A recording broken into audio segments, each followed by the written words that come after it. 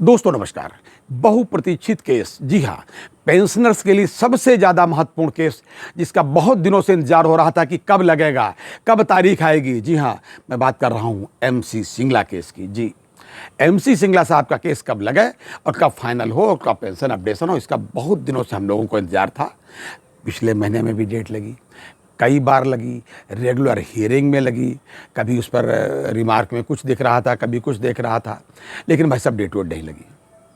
और उस जो डबल बेंच थी उसकी एक जज जस्टिस हिमा कोहली साहिबा, जो उस बेंच को प्रेसाइड कर रही थी जस्टिस संदीप मेहता जी के साथ में, वो 1 सितंबर को रिटायर भी हो गई और बेंच वो नहीं बची। अब उसमें से जो जस्टिस संदीप मेहता साहब हैं, अब ये मामला जो है जाएगा CJI साहब के पास में।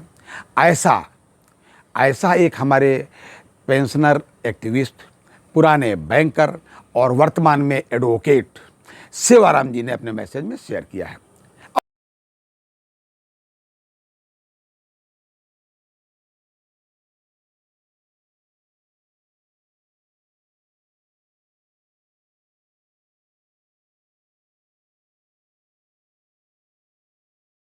कि अब यह मामला CJI के पास जाएगा, CJI किसी अन्य बेंच को, रेगुलर बेंच को इसे सौंपेंगे, तब इसकी सुनवाई होगी।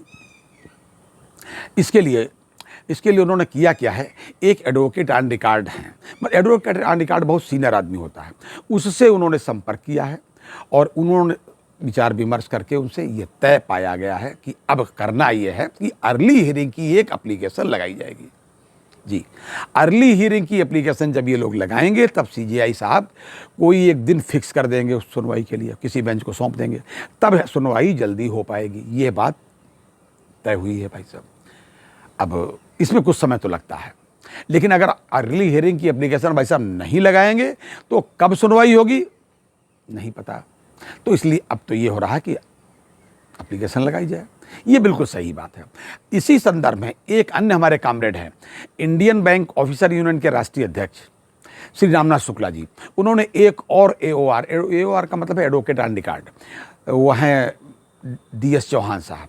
DS चौहान से भी उन्होंने बात की, तो एडवोकेट DS चौहान ने भी यही बात बताई, इसी तरीके की बात उन्होंने बताई, ऐसे ही सलाह दी उन्होंने कि साहब अर्ली हियरिंग की एप्लीकेशन लगानी पड़ेगी।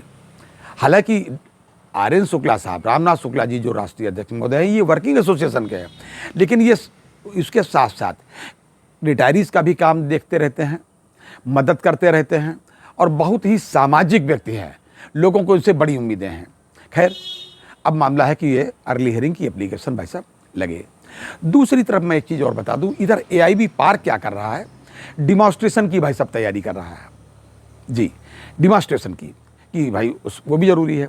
एक अन्य बात यह है भाई साहब, पिछली बार आपने कई हमारे वीडियोज़ में भी देखा होगा और आपको सूचित भी है इस तरीके से कि कम्यूटेशन की रिकवरी का जो पीरियड है, इसके लिए Punjab and Haryana high court ने ढेर सारे लोगों को, जो भी इंडिविजुअल्स गए, उनको सबको स्टे ऑर्डर प्रदान किया कि नहीं साहब अब इस पर रिकवरी नहीं होगी कम्यूटेशन की। उन लोगों के मामले में ऐसा था जिनको कम्यूटेशन की रिकवरी देते हुए या करवाते हुए 10 साल या उससे अधिक हो गए थे। उसके उपरांत केरला हाई कोर्ट ने भी तमाम लोगों को स्टे ऑर्डर दिया कम्यूटेशन की रिकवरी के मामले में, जिनको 10 साल या ज़्यादा हो गया।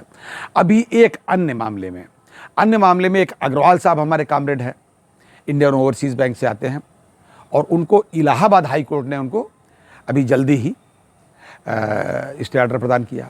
लेकिन हम लोग ये कह रहे थे एसोसिएशन से, AIB पार्क से, अन्य लोगों से भी, अन्य एसोसिएशन से भी, कि भाई साहब आप लोग क्यों नहीं मेहनत करते हो, यूनियन की तरफ से केस दायर करो ताकि ये सबके ऊपर लागू हो। जी, इन्होंने कहा भी था पहले कि हम चंडीगढ़ में बात कर रहे हैं, हमने चंडीगढ़ यूनियन को निर्देशित कर दिया, लेकिन अभी तक हुआ नहीं। लेकिन अभी ताज़ा उन्होंने अपना एक सर्कुलर किया जिससे ये जानकारी मिली है। अपने मेंबरान को उन्होंने बताया कि हमने इस संदर्भ में वकीलों से बात की है और वकीलों ने जो सुझाव दिए हैं उसके आधार पर ये दायर करने की हम लोग तैयारी शुरू कर दिए हैं, और उसके लिए कुछ कार्य करने पड़ेंगे। कार्य का मतलब ये, कुछ सूचनाएं वकील साहब को देनी पड़ेंगी जो वो कोर्ट को देंगे। एक तो ये आपको इकट्ठी करके सूचना देनी है कि कौन कौन आपका जो कॉमरेड है, मेंबर है, जो आपका मतलब यूनियन से मेंबर है, यूनियन का मेंबरशिप का नंबर उसको देना पड़ेगा, कब से मेंबर है वो, किस यूनियन का मेंबर है, किस बैंक से रिटायर हुआ, किस सन में रिटायर हुआ, किस शाखा से रिटायर हुआ, PPO का डिटेल देना पड़ेगा, और ये देना पड़ेगा कि कितना कम्यूटेशन राशि उसको कब मिली।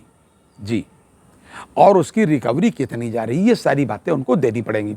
तो वकील साहब ने बताया ऐसा बड़ा झंझट का काम है, लेकिन भाई साहब बिल्कुल झंझट का काम यह नहीं है।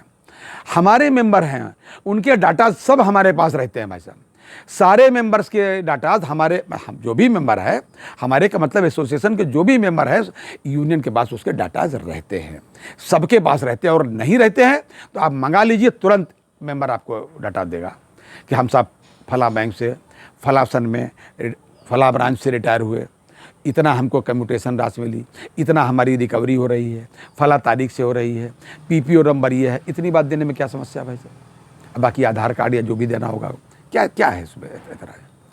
तो ये सारी तैयारियां अब हो रही हैं और उम्मीद है कि अब ये कम्यूटेशन से शुरू होकर के, कम्यूटेशन की रिकवरी की पीरियड कम होने से शुरू होकर के पेंशन अपडेशन तक ये मामला रुकेगा नहीं। लेकिन मुझे ये उम्मीद है, देखिए जैसे अभी पहले उम्मीद थी कि 28-29 में लगा केस MC सिंगला साहब का, नहीं सुना गया। फिर उम्मीद थी 4 और 5 को लगेगा। 4 और 5 की तारीख जो इस महीने की, जिसकी मैं बात कर रहा हूँ सितंबर में, बिल्कुल भाई साहब नहीं लगा। चाहे आप साइट पे जाकर के सुप्रीम कोर्ट के देख लें, और वैसे एडवोकेट शिवराम जी ने भी ये सूचित किया है। तो देखते हैं MC सिंगला साहब का केस, हमारी अर्ली हियरिंग की एप्लीकेशन लगने के बाद इसकी कब सुनवाई होती है और कब हमको लोगों को इसका लाभ मिलता है चाहिए। ये था आज तक का अपडेट। अगली बार अन्य अपडेट के साथ फिर हाजिर होंगे, तब तक के लिए इजाज़त दीजिए और अपनी सेहत का पूरा ध्यान रखिए। जय हिंद, जय भारत, नमस्कार।